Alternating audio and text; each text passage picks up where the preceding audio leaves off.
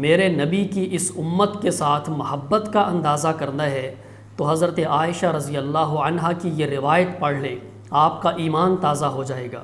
وہ فرماتی ہیں جب میں دیکھتی کہ میرے سرتاج حضرت محمد صلی اللہ علیہ وسلم کا موڈ اور مزاج بہت اچھا ہے تو میں آپ سے دعا کی درخواست کرتی۔ چنانچہ میں نے ایک دن آپ سے دعا کی درخواست کی تو آپ نے اللہ کی بارگاہ میں یہ دعا فرمائی، اللہم اغفر لعائشہ ما تقدم من ذنبہا وما تأخر ما اسرت وما اعلنت۔ اے اللہ عائشہ کے اگلے پچھلے خفیہ علانیہ سارے گناہوں کو بخش دے۔ سیدہ فرماتی ہیں مجھے یہ دعا سن کر اتنی خوشی ہوئی کہ خوشی کے عالم میں میرا سر میری گود کو جا لگا۔ نبی علیہ السلام نے جب دیکھا تو آپ نے پوچھا ایسرو کے دعائی، عائشہ میری دعا آپ کو اچھی لگی؟ تو میں نے عرض کی یا رسول اللہ بھلا یہ کیسے ہو سکتا ہے کہ آپ کی دعا مجھے اچھی نہ لگے؟